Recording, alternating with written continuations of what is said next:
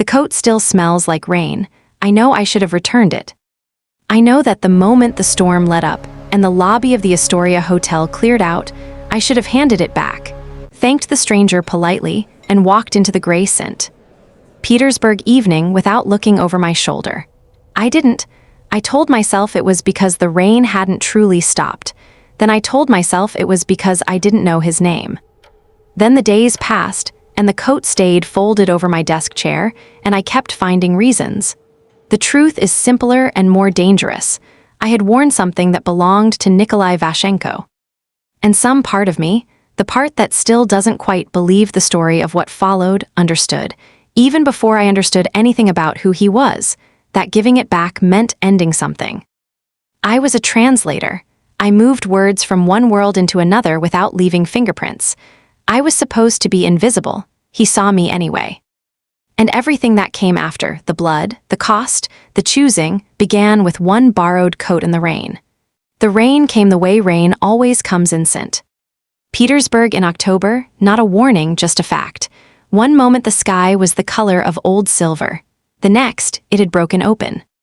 I was on the steps of the Astoria Hotel with a leather portfolio under one arm and a conference brief half-translated in my head. French to Russian. 50 pages of pharmaceutical licensing language, when the first sheet of water hit me. I did the only reasonable thing. I went back inside, except the revolving door was jammed. A busboy and a bellman were fighting it in the slow, embarrassed way of people who do not want to admit the thing is genuinely broken. A cluster of hotel guests had pooled near the concierge desk, watching. Someone's luggage cart blocked the side entrance. The carpet near the windows was already darkening with tracked-in water. I found a dry stretch of marble near a column and opened my portfolio. The document wasn't going to translate itself. Le médicament doit être conservé à une température constante, introduit Hewitt degrés. I murmured it in French first, then tried the German version in my head, then reached for the Russian. Pe'erya pe'airate, de'alja ye enke'era anitayeri, esya pe'eri pe'aeste, oya en oikratkoi, te ye pe ye erate u erya, my pen moved. The lobby noise fell into the middle distance the way it does when language has you fully. I have a habit of translating out loud, just under my breath, when I'm working something difficult. My colleague Anya calls it my muttering problem. I call it process. I was deep in a subclause about refrigeration tolerances when I became aware that the noise around me had changed. Not louder, the opposite. I looked up. The man was standing just inside the side entrance, the one that had been unblocked, quietly, without announcement. He was tall in the way that reorganizes a room around itself. Dark coat, charcoal suit underneath, dark hair pushed back by wind. He was not looking at the damaged revolving door or the clustered guests or the apologetic staff. He was looking at nothing. Or perhaps he was looking at everything at once and had decided that none of it required his attention. The lobby had gone the specific kind of quiet where people are pretending they are not watching someone. I noticed all of this, and then I went back to my document. Pe'erya pe'erate de'alja ye enkera anitayeri, esya pe'eri pe'aeste oya enano kratkoi te ye pe ye erate u erya emyaje de udeve yaiva esyam yeri uge era deu sa emipatse ye el yeri siu. I tested the phrase quietly, wrote the variation, crossed out a word. A shadow fell across my portfolio. You're blocking the column. I looked up again. He was closer than I'd understood, 2 feet, maybe less. Up close he had a face that looked like it had been arranged rather than grown. Clean jaw, eyes the color of the Neva in winter. A scar, thin and old, along the left side of his chin. The column isn't going anywhere, I said. Something moved in his expression. Not quite surprise, something more internal than that. No, he agreed. It isn't. He didn't move, I didn't move. Rain hammered the tall windows. I went back to my work. He stayed near the column, not hovering, not speaking again. I was aware of him the way you are aware of a very cold window in a warm room. A pressure at the edge of attention. After perhaps 10 minutes, I heard him speak again, not to me. A low word, in Russian, to a man who had materialized silently near the door. The other man nodded and withdrew. I hadn't seen him arrive. The revolving door chose that moment to groan back to life. A small cheer from the guests. I gathered my portfolio. The rain was still going, but I had a meeting across the square and couldn't afford another hour in a lobby. I assessed the distance. I'd get soaked. Take it, I turned. He was holding out his coat, not offering exactly, extending, the way you hand someone a tool they've been needing. I have a jacket, I said. His eyes moved to my jacket. It was wool and thin and already damp at the shoulders. He didn't say anything, he just waited. I don't know your name, I said, which was, I realize now, a strange thing to say. I should have said no thank you and left. That's fine, he said, so I took the coat. It was heavier than I expected, lined with something dark and warm. It smelled of rain and, underneath that, something cold and clean. I pulled it around my shoulders and went out into the gray afternoon. I did not look back. I did not ask his name. I was halfway across the square when I understood, from the way the doorman at the Astoria had watched me leave. From the stillness that had pooled around the man like water finding its level, that I had done something unusual. Not something wrong, something that had not happened to him before. I tucked my chin and kept walking. Paravad, he would call me later, and I wouldn't understand why it made something in my chest pull tight. Translation. As if I were a problem he was trying to solve in another language. But that was later. For now there was only the rain, and the coat, and the strange fact that I had kept working while everyone else in that lobby had forgotten how to breathe. The portfolio was damp. The pharmaceutical subclause needed one more pass. I went to my meeting. My apartment on Vasilievsky Island smelled like coffee and old paper, which I had always considered its two best qualities. The coat was draped over my desk chair when I got home. I hung it properly on the hook by the door, told myself I would return it tomorrow, and made tea. The tomorrow kept moving. Anya came over on Thursday with wine and the opinion that I had lost my mind. You took a coat from a stranger, she said, in the lobby of the Astoria Hotel. It was raining. Myra. The Astoria, I know where I was. She looked at the coat on the hook with an expression I couldn't quite categorize. Did he say anything when you took it? I thought about this. No, did anyone around him say anything? No, I said slowly. They were very quiet, actually. Anya drank her wine. I didn't know what to do with the silence she left, so I changed the subject to the pharmaceutical contract, which was nearly finished. And then to the new job that had come through, a corporate consultation, unusual request, private client, substantial fee. Documents in French and English, requiring oral translation at a meeting the following Tuesday. The agency had been vague on the details, which was not unusual. Corporate clients often were. What's the client's name? Anya asked. The agency said V Group Holdings. I flipped open the brief. They don't usually tell me more than that until I'm in the room. Sounds fancy. Sounds like an acronym for something long and Russian that nobody wants to say out loud. I met Dmitry Balakin the next day, though I did not yet know who he was. He was standing outside a cafe on Nevsky Prospect, with the expression of a man attending his own execution, dignified but resigned. He was thick-necked and broad-shouldered, the kind of man whose presence made pedestrians slightly redirect their paths. But he was staring into the cafe window at a display of Tichy Moloko cake, with the anguish of the genuinely tortured. Are you all right? I asked, because I could not help it. He turned. He had a wide, honest face, and at that moment it was the face of a man losing a deeply personal war. It is day 14, he said. Of what? I am not eating before noon. I am not eating carbohydrates after dark. I am not. He stopped. His eyes moved back to the cake. That is bird's milk cake. I know what it is. The cream is cold. You can see it in the way the chocolate has set. It is cold cream under the chocolate. Are you going to go inside? Absolutely not. A long pause. It would be day 1 again. I left him standing there, which felt like the only merciful thing to do. I learned later that he went inside after 14 seconds. I learned this because he told me, unprompted, approximately 3 weeks later, with the energy of a man confessing a war crime. His name was Dmitry Balakin, and he was the head of logistics for the man whose coat was on my hook at home. He was also the only person in that entire world who would ever talk to me like a normal human being from the first moment. I did not know this yet. I only knew that he had been undone by cold cream under chocolate, and that I found this, obscurely, reassuring. The Tuesday meeting was in a building on Lightney Prospect, with no name on the exterior, and a lobby that had clearly been designed by someone who wanted you to understand wealth without being told about it. One specific thing, a single black orchid in a stone vase at reception, not a arrangement, one flower. I was shown to a conference room.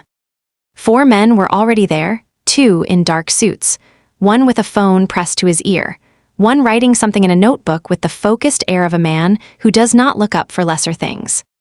The 4th man was standing at the window. He was looking at the street below. He did not turn around when I entered. I set my portfolio on the table, found my chair, and arranged my notepads. The documents were already there, English originals, French annotations. I began reading ahead. Elle doit connaître le contexte, I murmured to myself. She needs to know the context. I made a small note. The room had gone quiet. I looked up. The man at the window had turned. Dark coat, charcoal suit, scar along the left side of the chin. He looked at me for a long moment. Then something behind his eyes shifted, a controlled adjustment, like a ship taking a wave and steadying itself. Da abe yeru akrat koi de ye enyeri, he said. Good afternoon. Good afternoon, I answered. Then in French, automatically, because the document called for it, bonjour. The 2 suited men exchanged a glance. I didn't know what it meant. I know now that no one had ever walked into a room belonging to Nikolai Vashenko and gone back to their documents while he was still processing their presence. I know now what the glance between his men meant. What I did not know, what I could not have known, was what Dmitri would tell me months later over tea. That Nikolai had come in from the rain that Monday specifically without guards. Specifically without a car, to walk the square alone. That he almost never did this. That the last time he had walked anywhere without protection, it was the day before his younger brother Pasha had stopped answering his phone. I had borrowed the coat of a man who had been standing in the rain trying to remember how to feel like a person. He had given it to me without a word. And in this room, right now, he was trying very hard to look like none of this was happening. I am fluent in 6 languages. French, German, English, Russian, Italian, and a working competency in Mandarin that I maintain with online lessons every second Sunday. My mother was a language teacher in Nizhny Novgorod. My father was a civil engineer who communicated primarily in silence and structural load calculations. Between them, they had produced a daughter who understood that every system, every language, every building, was in the business of holding something up. I thought about this sometimes when I was in rooms like the one on Lightney Prospect. The meeting lasted 2 hours. It concerned a property acquisition, a warehouse on the Moika River being purchased through a Luxembourg holding company, with French documentation from the selling party's attorneys. My job was to translate in real time and flag discrepancies between the English and French versions. There were 3 discrepancies. I found all of them. The 3rd one was the important one. A clause about indemnity that had been softened in the English translation in a way that could cost the acquiring party considerably if the deal went wrong. I marked it, explained it, and gave both versions in full. One of the suited men took notes rapidly. The other looked at Nikolai. Nikolai was looking at me. The French version is binding? He asked. His English was excellent, precise, slightly formal, the English of someone who had learned it from serious materials rather than casual immersion. The French version is the original, I said. The English is a translation. If the original is what was signed, then yes, it controls. Can the indemnity clause be renegotiated? That's a legal question. Not a translation question. The faintest tightening at the corners of his mouth. Not a smile, the shape of what a smile would occupy if he made them. Can it? He said again. Almost certainly, I said, but you'll want someone who charges more per hour than I do. This time something did move in his face. It lasted about 1 second and then it was gone. The meeting ended. I was handed an envelope with my fee, cash, substantial, which told me what the agency had already half told me, and directed toward the elevator by the man with the notebook. In the lobby, with the single orchid in its stone vase, I paused and put on my jacket. The October air was going to be cold. I thought about the coat on my hook at home. I had not returned it. Myra Sokolova, I turned. He was standing in the entrance of the lobby, not blocking it exactly, but filling the space in the way he filled spaces. His men were visible through the glass doors on the street. Here, it was just him. "You found all three," he said. I found what was there. The last firm sent 2 people and found 2. I didn't know what to say to this, so I said nothing. "You work independently," he said. It wasn't a question. He had clearly looked at the agency brief. "Mostly. I have a longer project, 6 weeks, documentation in 4 languages, English, French, German, Italian. Some in-room translation at meetings." He paused. "The firm will be in touch. You can tell them I'm available," I said, "after the pharmaceutical contract." He nodded once. Then, the coat. I had been waiting for this. I was going to return it. "Keep it," he said. "The weather is going to get worse." He walked to the glass doors. His men opened them from outside without being asked. I watched him go into the gray afternoon, into the car that was waiting, into the machine of his life. I stood in the lobby with the orchid. 6 languages, and not one of them had a word for what I was feeling. That evening, looking at the coat on its hook, I finally did the thing I had been not doing for a week. I searched. V Group Holdings returned almost nothing useful. A registration number in Luxembourg, a filing date. But the name behind the name, once I went back through some property records I had no reason to be looking at, that name was Vashenko. I knew this name. Not from headlines, from something smaller. 2 years ago, a translation contract through a different agency. Financial documents Russian to English. Corporate restructuring, property transfers, offshore instruments. I had translated them competently and completely and handed them back and cashed the check and thought nothing more of it. I went to my filing cabinet. I still had copies. The holding company at the center of those documents, the one I had translated for, was also called V Group. I sat down. I told myself this was a coincidence. Corporate structures repeat. Holding companies share naming conventions. I was a translator. I moved words between worlds without leaving fingerprints. This was not my business. I looked at the coat. The wet wool smell had faded. Underneath it now was something colder, the clean mineral scent I'd first noticed in the lobby of the Astoria. Like stone after rain. Paravad, he would call me. I didn't know this yet. But I sat with the coat in the quiet of my apartment and felt, obscurely, like someone who has started translating a document without yet seeing the title page. Something was already being said. I was just not in position to hear it yet. The second week of the contract, it rained for 4 days straight. The project was complex in the way that serious money is always complex. Layers of documentation, each layer translating a previous layer. Each translation, one step, removed from whatever the original transaction had actually been. I did not ask. My job was the language, not the meaning underneath the meaning. I worked from an office on the 2nd floor of the Lightney building.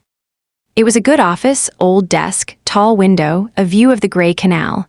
Someone had left a small ceramic cup there, cracked along the handle, filled with pencils. I used the pencils. I left the cup where it was. Dmitri appeared at my door on the 2nd day. "You drink tea?" he said. "Yes, black, a little milk."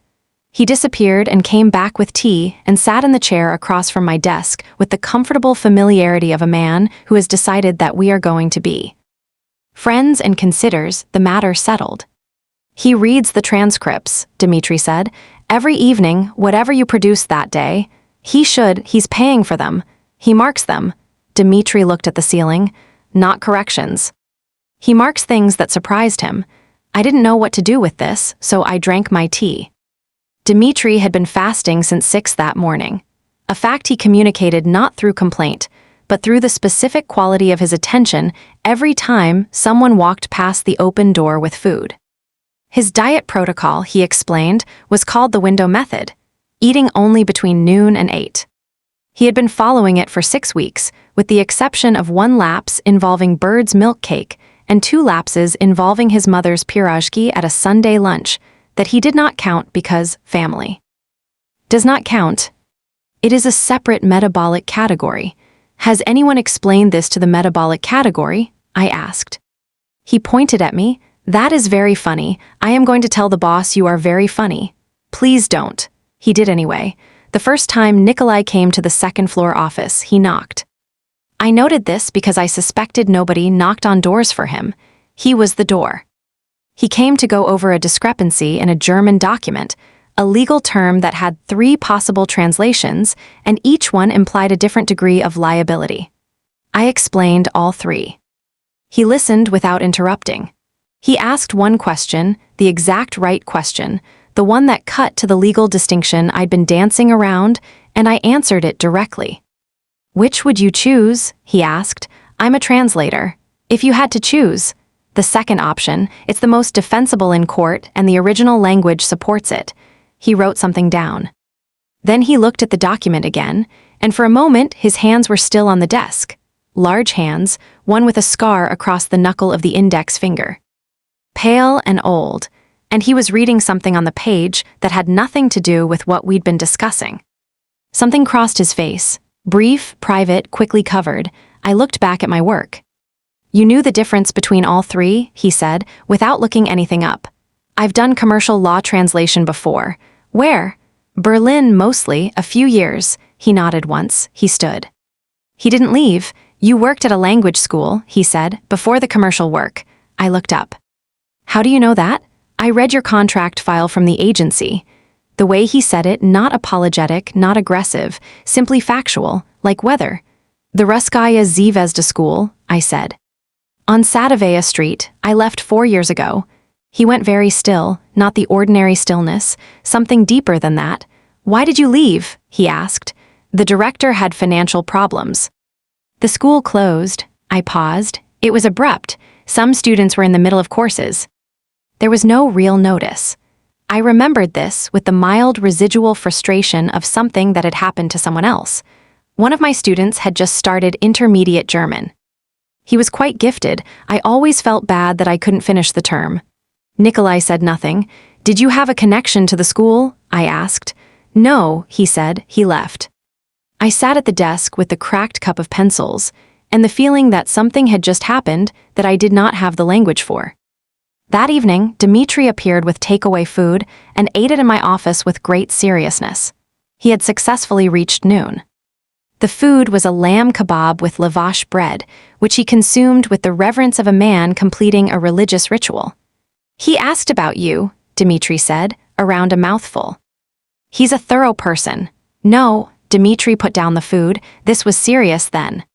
He asked Artyom, that's his man, the one who does the background checks. He asked Artyom to update the file. He paused. He never updates files. What does that mean? Dmitri looked at me with the expression of a man who is choosing his words because the wrong ones could start something that won't stop. It means, he said carefully, that he is interested in the answer. Outside, the rain had finally slowed. I thought about the coat on my hook at home. I thought about the crack in the ceramic cup, how it held its shape despite the damage, how the pencils didn't know and didn't care. Dmitri finished his kebab. He had a brother, he said quietly to the window. Pasha, the brother studied languages. The word fell into the room. I understood slowly that the fast mystery was resolving. The man without guards in the rain on a Monday had been remembering someone, but something else, something deeper, had just begun to open. The Ruskaya Zvezda language school had been on Sadovaya Street for 11 years before it closed. I had worked there for 2 of them, evening classes, adult learners, the wonderful and various assortment of people who decide at 30 or 40 that they want to speak German or French or English. For reasons ranging from professional to personal to obscure. I told Nikolai this on a Thursday afternoon in the second-floor office, in what I had taken to thinking of as our working hours. He had come to review a set of French corporate filings, and then the filings were done, and he was still there. This happened with increasing frequency. I had stopped pretending not to notice. The school had about 60 students when I joined, I said. I was tidying my notes, not looking at him. It was easier to talk to him when I was doing something with my hands. It grew. By the time I left, we had closer to 90. Evening and weekend sessions. The director, Borisov, his name was, he was brilliant at getting students through the door. Less brilliant at keeping the finances solvent. Nikolai was reading something, or pretending to. What kind of students? He said. All kinds. Retirees learning French for a trip they'd been planning for 30 years. Young professionals who needed English for work. A few who came because they were lonely, I think. Language classes have that quality. You show up, and there are other people, and there's a structure. It's easier than other kinds of community. He turned a page. I had one student in my last term, I said. German intermediate. He was maybe 18, 19, very serious. He had this quality of absolute concentration. When he decided to learn something, he learned it completely. No shortcuts. I smiled, remembering. He wanted to read Goethe in the original. Not for university, just because he wanted to. Nikolai had gone still in that way he had. He came to every class for 6 weeks, I said. Then the school closed abruptly in October, and I lost track of my students. Some of them found me later, through referrals, and we continued informally. He didn't. I paused. I used to wonder what happened to him, whether he ever got to Goethe. The room was very quiet. What was his name? Nikolai asked. His voice was exactly the same. This was how I knew something was wrong. Pasha, I said. I only knew his first name. The school used first names. Nikolai stood up. He went to the window. He stood there with his back to me, and I watched his shoulders, and I understood that I had said something that mattered in a way I could not yet measure. Dramatic irony point 2, executed. The listener knows, Myra does not. Nikolai, I said carefully. Continue with the filings, he said. I don't think, please. The please stopped me. I had not heard him use the word before. It came out rough, like something he'd had to locate. I went back to the filings. He stayed at the window for a long time, looking at the canal, at the gray water moving below, at whatever he could see there that I couldn't. The secret I had been keeping from myself surfaced the following week. It surfaced the way real things do, not through confession, but through evidence. I was at the window when he came in. I had been watching the street below, a woman with an umbrella, a delivery cart, the specific color of October rain on stone pavement. I did not turn around when I heard him enter. I knew it was him by the sound of the door. 3 seconds of quiet, then the click of the latch. Every other person knocked, announced, or made noise. He moved like something that did not need to announce itself. I turned then, and the expression on his face, held tightly, controlled, but present, was the expression of a man who is frightened of something and has decided that he will not be frightened of it. The boy's name was Pasha Vashenko, he said. I know, I said. I had known since the night before, when I had gone through the old school records I'd kept and found the enrollment form. The last name, the November birthday.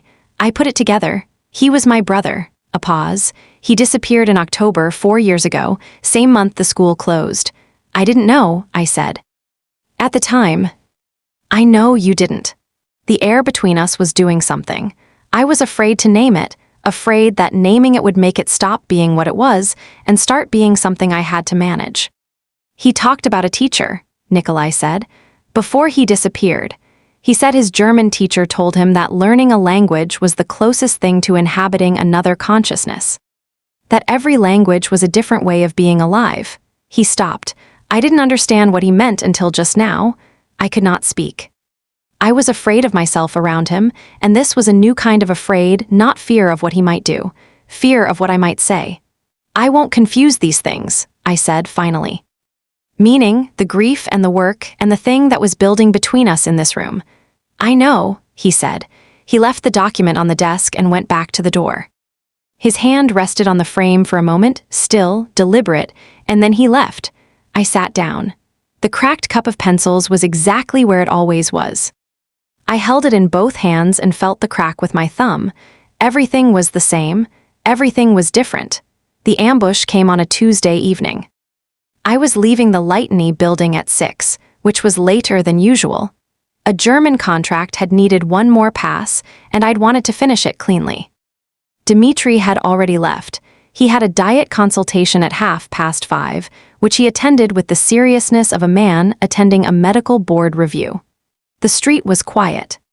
A car was waiting, This had become normal in the past 2 weeks, a car appearing without my asking. I had told myself it was professional. I had not told myself other things. I was 3 steps from the car when the second car appeared.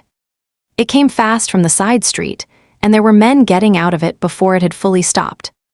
And I understood with the specific clarity of someone who has never been in danger that I was in danger. I didn't run. My legs simply would not process the instruction. What happened next happened very quickly in the way of violent things, all the preparation invisible until the moment of contact. Nikolai was there. He had been in the building behind me. I learned later that he had seen the car on a street camera, on his phone, while I was finishing the German contract. He had come down the stairs without telling anyone where he was going. What I saw was controlled, absolute, devastating force, not anger, not heat. Something much colder, a man who had learned exactly how much damage a human body could sustain and deliver, and who had no hesitation about either. He was different. I had known he was dangerous. But knowing a thing and watching a thing are 2 entirely separate languages. When it was over, and it was over quickly, with 3 men on the ground and 2 more who had made the correct decision to leave, he turned to me. His breathing was elevated. His left hand had a cut across the palm. His suit was ruined. He looked at me and I looked at him, and for a moment neither of us said anything. Paravad, he thought. I know this because he told me, months later, what he was thinking in that exact moment. He thought, she keeps working when I come into the room. She kept translating when everyone else forgot how to breathe. She borrowed my coat and did not ask my name, and I gave it to her without knowing why. He told me that he understood, in the 3 seconds between the violence ending and him speaking, that he had been building a case in his mind for weeks. Evidence. Detail. The way she held a pencil. The way she murmured in 3 languages while the room went quiet around her. The way she said, I won't confuse these things, with the particular tone of someone trying to convince themselves and managing about 60%. He had been keeping his distance on purpose. He had stopped himself. He was good at stopping himself. He stopped stopping himself. Come inside, he said. I'm fine, I said. I know you are. His voice was calm. The cut on his palm was dripping slowly. Come inside anyway. Inside, Dmitri appeared with a first aid kit with the speed of a man who had been waiting for exactly this. He cleaned Nikolai's hand with the focus of someone who had done this before and the expression of someone who wished he were doing something else. The other firm would not have come this quickly, Dmitri observed. Quiet, Nikolai said. I am just saying, Dmitri. Dmitri pressed gauze to the palm with gentle, vindictive precision. The lamb kebab place closes at 9, he said, to the room in general. If we are to do a debrief, I would like to know in advance. Despite everything, despite the violence and the cold and the adrenaline still working through my blood, I laughed. Dmitri looked at me. Then he looked at Nikolai. Something passed between them that I was not meant to see. The men were Lenkos, Nikolai said, once Dmitri had finished and retreated to a tactful distance. Grigory Lenko, former associate. Former why? Because he made a decision that I could not forgive. He paused, and now he has made another one. I looked at his bandaged hand. What happens next? I deal with Lenko. And what happens to me while you're dealing with Lenko? He looked at me steadily. You stay close. I should have said something about my independence, my apartment, my life. I should have had a position on this. I found that I did not have one, or that the position I had was the same as his, and this terrified me more than the men in the street. Paravad, he said. He said it differently than the first time, not cold, not warm yet either, something in between, something careful. Yes, I said, you're going to stay in the guest room tonight. Not a question. Nikolai, one night, he said. Tomorrow we can argue about it. I stayed. The guest room smelled of clean linen and faintly stone after rain. I lay in the dark and thought about a boy named Pasha who wanted to read Goethe and never got the chance. I thought about 6 languages, none of which had a word for what I was becoming. I thought about a man who had given a stranger his coat in the rain, and what that meant, and whether there was a word for it in any language I knew.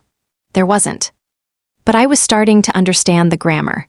War, I learned, does not announce itself. It is already happening before you understand it has begun.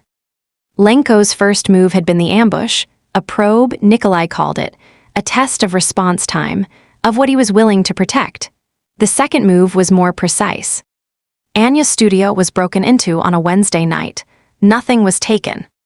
Her files were searched. I could tell by the slight disarrangement of things she kept in very specific order, a habit I'd always teased her about.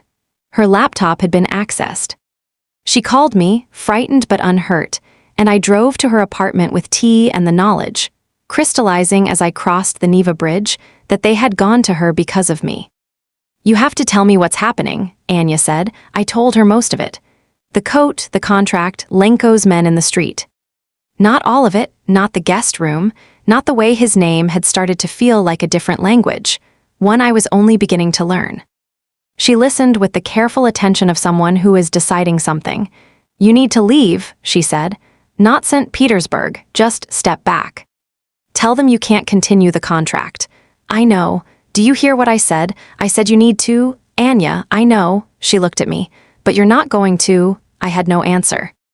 She took my hands, both of them, the way she used to when we were younger and something was wrong. "Then at least be honest with yourself about why." I stayed until 11. I arranged for her to stay with her sister in Moscow for a few weeks. She went because Anya has always been braver than me in the ways that matter, the one who can recognize a bad situation and leave it, which is not a small thing. It is in fact the most important skill, and I have never quite mastered it. I went back to the Lightning building. I could have left. This is the thing I want to be clear about. The door was open. No one was blocking it. Nikolai had not asked me to stay. He had offered protection and let me choose it. Dmitri had given me his personal number and told me that if I wanted to go home to Vasilyevsky Island, he would have someone watch the building. "No questions," he'd said. "No judgment. This is not normal. You are not required to make it normal." I stood in the second-floor office on a Thursday morning with the cracked cup of pencils on the desk and the French filing half-finished on my screen, and the code on the hook by the door. I had brought it with me, which I told myself was practical, and I made a decision. Not because I was trapped. Because I was already different, and leaving would not change that, and the difference felt, for the first time in a long time, like something worth following rather than something to be carefully managed. I was afraid of who I was becoming. But I was more afraid of going back to who I had been, the invisible translator, moving words between worlds, never leaving fingerprints, never staying long enough to be changed. I opened the filing and kept working. Nikolai came in at noon. He looked at me at the desk, at the code on the hook, at the cup of pencils. He said nothing for a moment. "You're still here," he said. "I'm still here." He sat down across from me. He had dark circles under his eyes.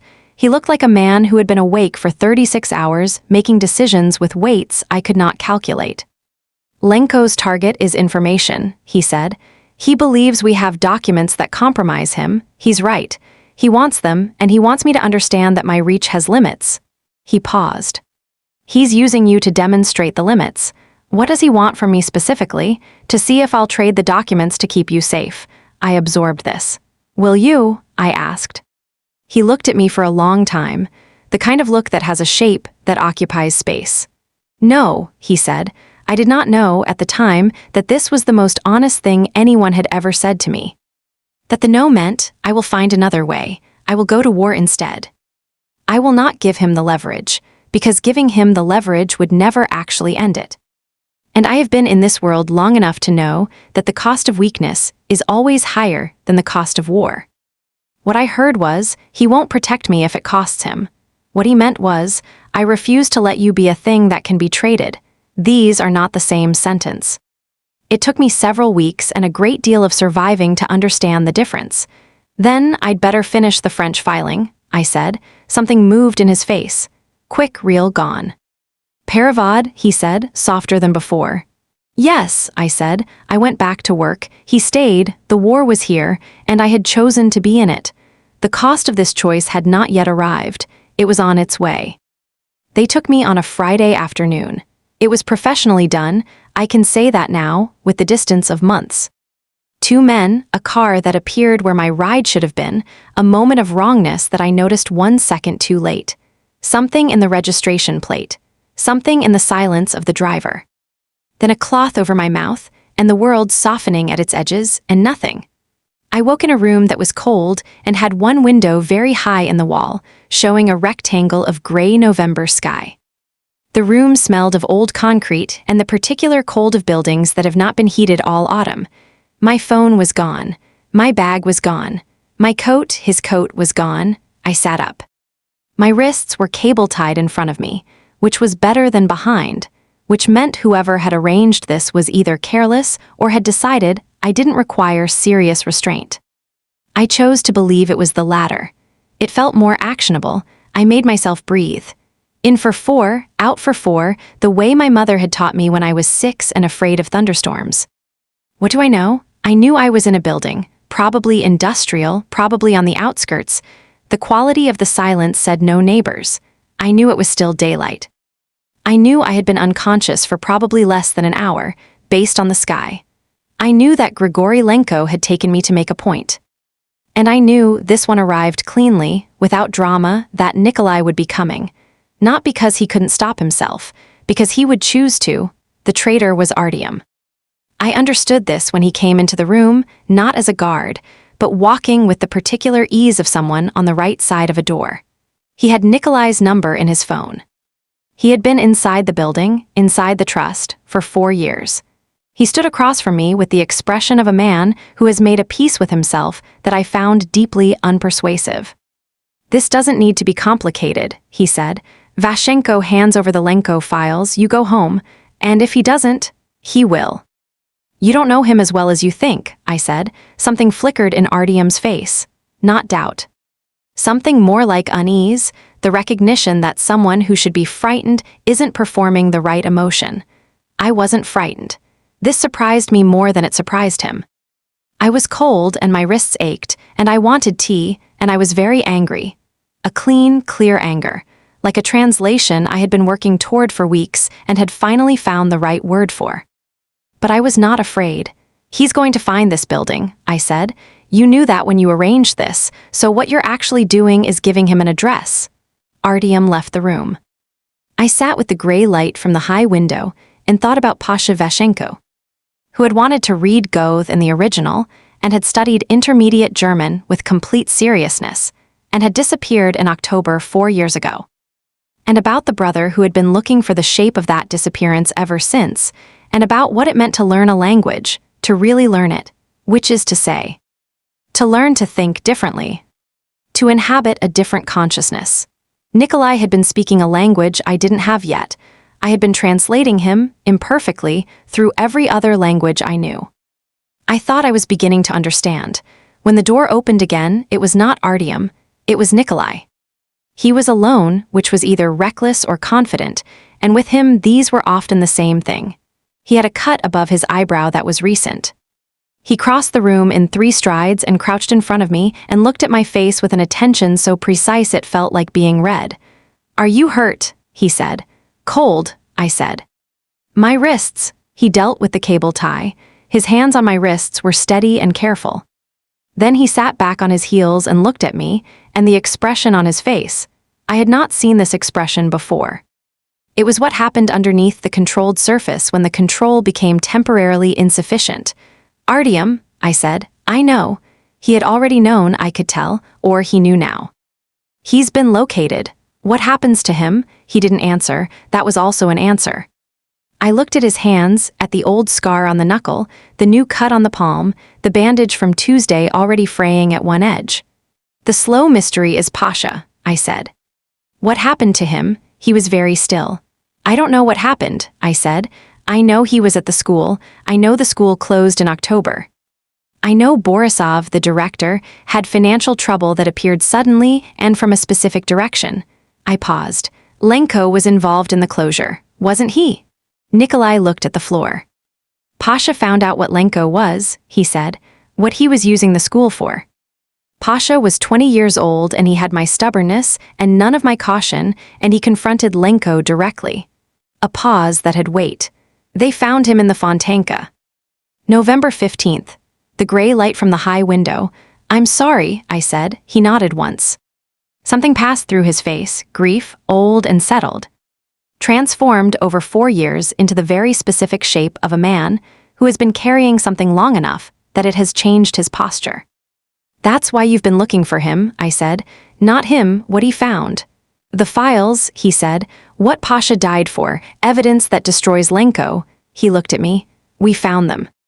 Last month, the slow mystery had closed, the room was quiet. Then it's almost over, I said. Almost, he agreed. He stood. He held out his hand, not commanding, not protecting, offering. I took it.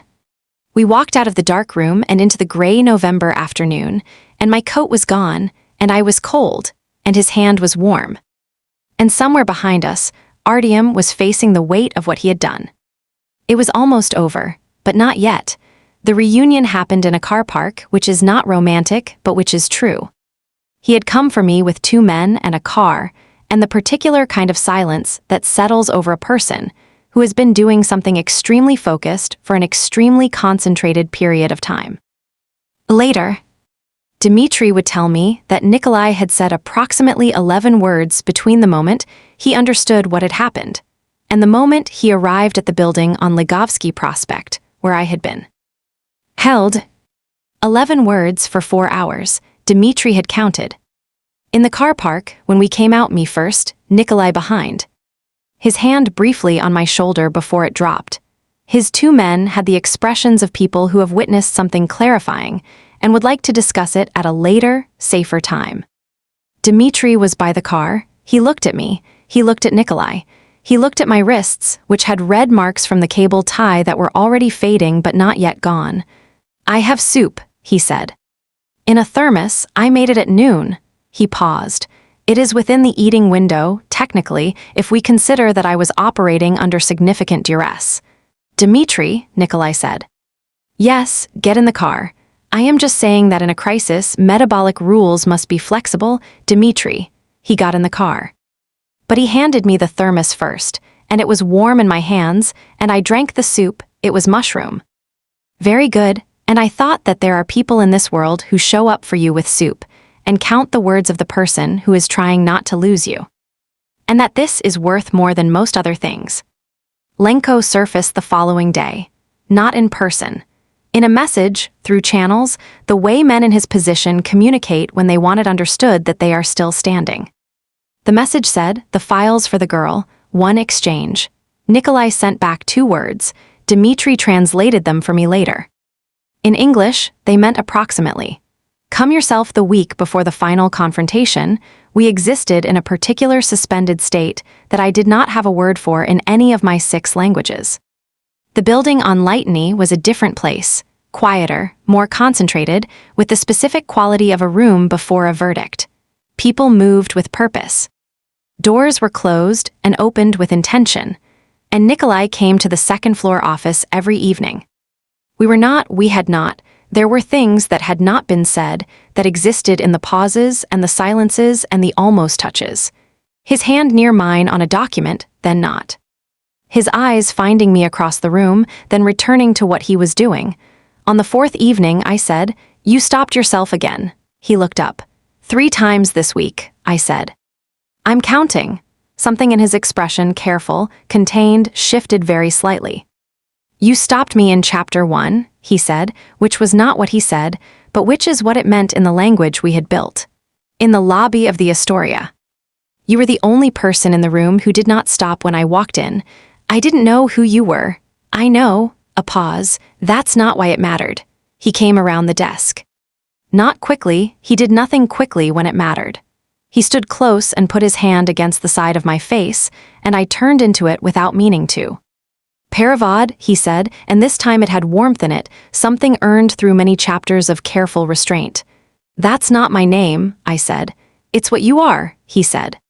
You move things between worlds, you make people understandable to each other. He paused. You made me understandable to myself. I did not have words. This was a first. He kissed me once. Slow, deliberate, the way he did everything as if he had made a decision and intended to keep it. Then he pulled back. After Lenko, he said. After Lenko, I agreed. He went back to his side of the desk. I sat down and looked at the cracked cup of pencils and felt, for the first time in my adult life, that I had been translated into a language I wanted to live in. Dmitri appeared 20 minutes later with tea and the energy of a man who has been loudly not listening outside a door for the past 15 minutes. I heard nothing, he said. Good, absolutely nothing. He sat down. I have, however, strong opinions about the eating of celebration meals after significant interpersonal developments, and I believe this constitutes, Dmitri, a special category. Metabolically speaking, Dmitri. He drank his tea with the satisfied expression of someone who has decided that love is, in fact, worth breaking a fast for. The final villain was visible now. The last thing stood between us and whatever came next. I did not know if we would both walk out of it. Neither did he. But he had held my face in his hand and called me what I was, and I had turned into it.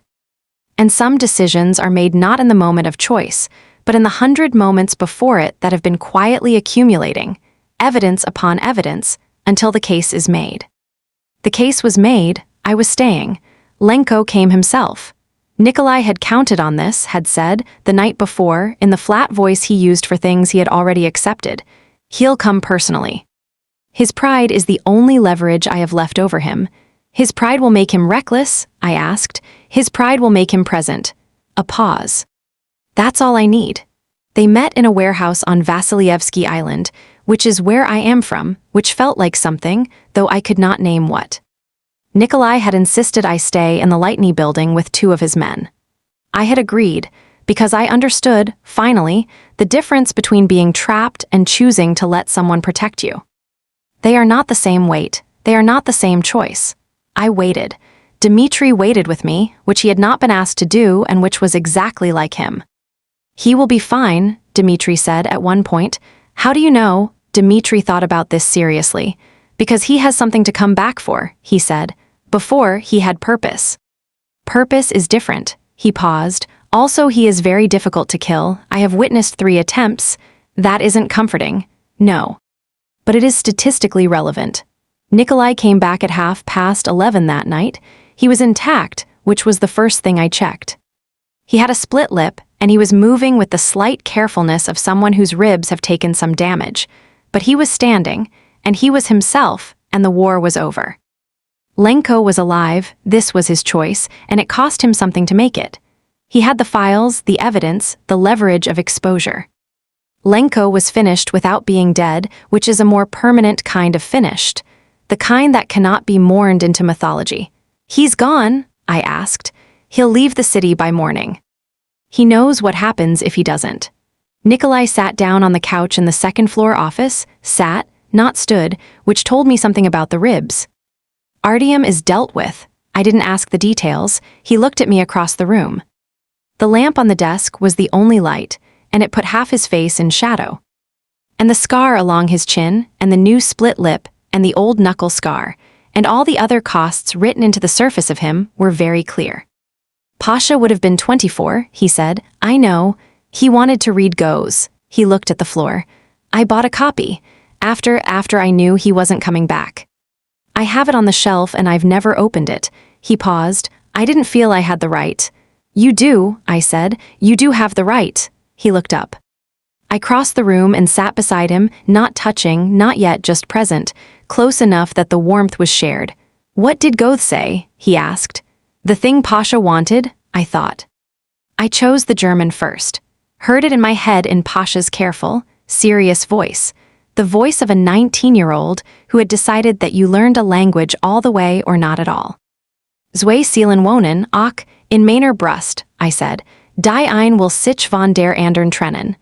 2 souls dwell within my breast, and each one seeks to separate from the other.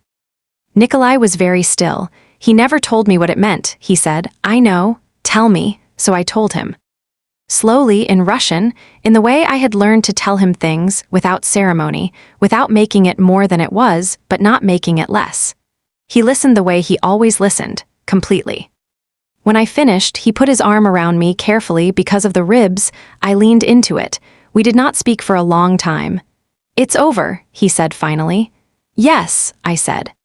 The losses were real and they stayed real, Pasha, Artyom's betrayal, the cost paid by people I would mourn in proportion to how much they had meant.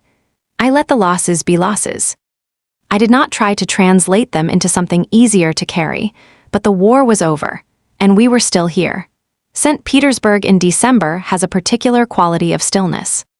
The ice on the Neva is dark gray-blue in the mornings, and the light comes late and leaves early, and everything is compressed into the small, bright window of the afternoon. I had always loved this season, the enforced interiority of it, the way the cold made the world smaller and cleaner.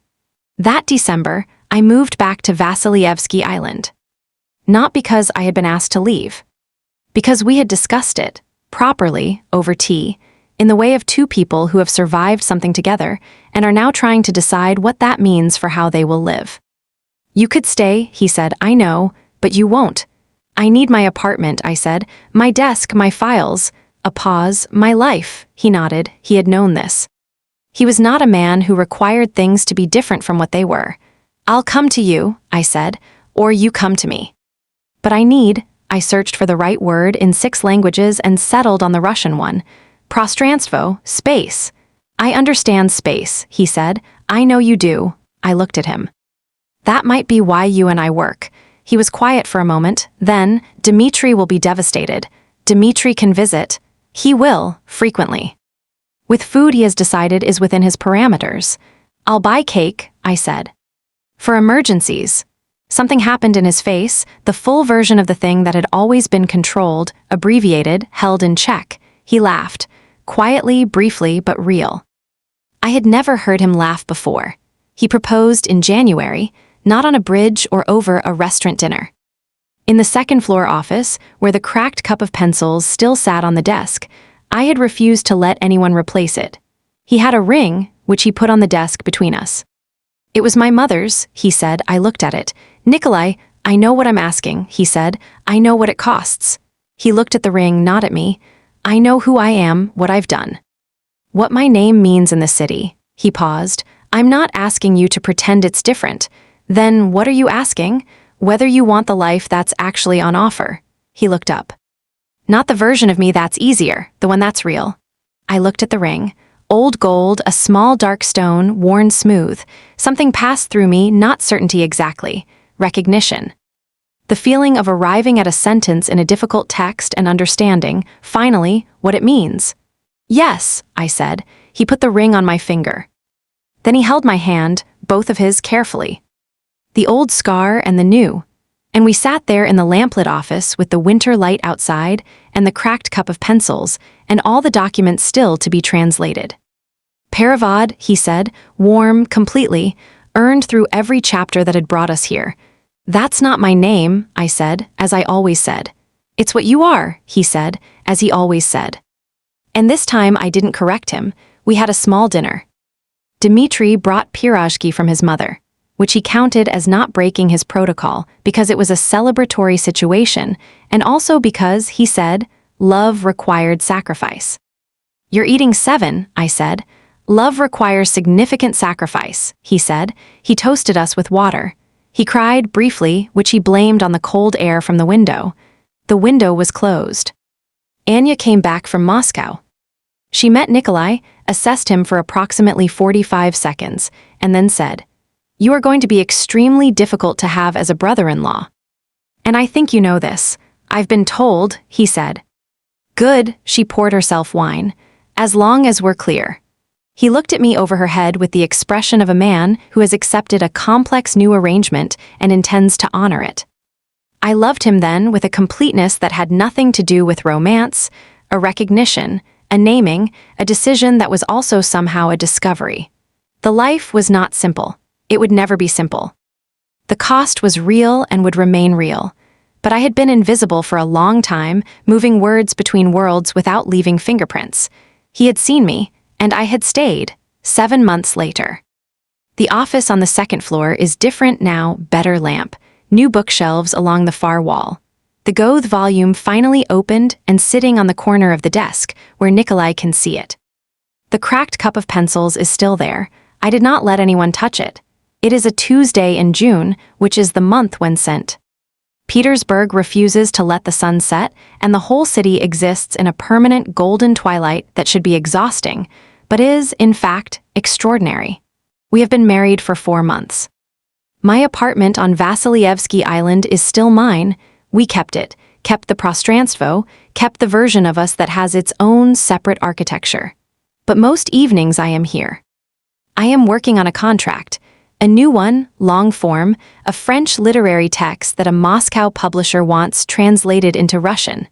It is different from the commercial work. It requires something more personal, more interpretive. I have to become the author briefly, hear their voice in my head, then find the Russian that holds the same temperature. I am murmuring. I do this when I work, I always have. French to Russian, a sentence at a time, testing the weight of words, finding the version that says the same true thing in a different way. Ilwy avate dan savoir-quelqu'chose d'ancien, there was something ancient in her voice. Veyeyoge ala esye be yeru elachete atea der yeve enye yeno. Veyeyoge ala esye zeve uche elachete atea este e eri en aye. The room has gone quiet. I look up. Nikolai is in the doorway. He was passing, he was on his way somewhere, I can tell by the slight purposefulness of his posture, and he has stopped.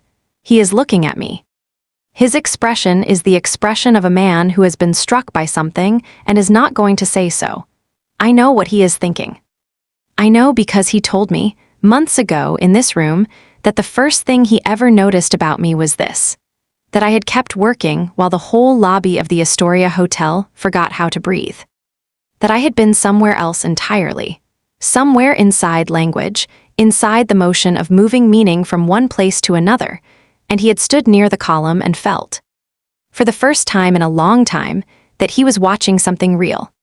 He had told me this in November, in the aftermath of the dark room, and I had not understood quite what he meant. I understand now. I am the same person I was in that lobby. I will always murmur when I work. I will always be somewhere slightly different from the room I'm in, inside the space between languages, inside the gap where meaning lives before it has a word. He had given me his coat in the rain, and I had taken it home and kept it. And everything that followed had been a translation of that moment, an attempt to find, in the language available to us, what had actually been said. Paravad. He comes into the office. He sits down across from me. He picks up a pencil from the cracked cup and turns it in his hand, old habit, I've noticed, when he is thinking. I say, testing it aloud.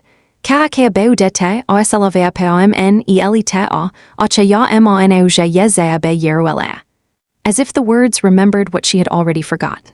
He listens. That one, he says. Yes, I agree. That one. Outside, the June light is endless, the way it is only here and only in this season, golden and impossible and honest about its own strangeness. The Neva is silver through the window. He reaches across the desk and picks up the Goth. He has been reading it slowly, the way Pasha would have wanted. A few pages at a time, returning to things. I watch him read. The wet wool smell is gone from the coat. It is June, the coat is in the cupboard, and what remains of it is only the shape of what it was. A borrowed thing that became mine. A stranger's warmth in a cold lobby, the beginning of a sentence I am still translating. The motif closes here, transformed. The smell is gone, but the coat is still in the cupboard, and I will wear it in October, and when I do, it will smell of my perfume and his, and the clean stone of this building, and nothing else. It has become something else. It has been translated. Nikolai puts the book down, he looks at me. Paravad, he says, one final time. With everything in it, all the chapters, all the costs, the boy named Pasha who never got to finish his German course, the rain in October, the coat, the lobby, the 6 languages, and the 7th one. The one we built between us, that has no name. Myra, I say back, my name, mine, he smiles. It is a small thing, it is everything. This is the life we built, ordinary, difficult, specific hours. I go back to my translation. He goes back to Goth. The summer light holds. CTA, there is one thing I never found a perfect word for in any of my 6 languages. The moment when you understand that the love you chose came with a price, paid not by you, but by the person who could not warn you, who was gone before you arrived. Pasha never got to read Goethe. He never got to finish his German. He found something out that he should not have because he had his brother's stubbornness and not yet his brother's understanding of the cost. I think about this sometimes. What Nikolai gained from what Pasha lost, I don't have an answer. I just have the Goethe on the corner of the desk and the man who is finally reading it.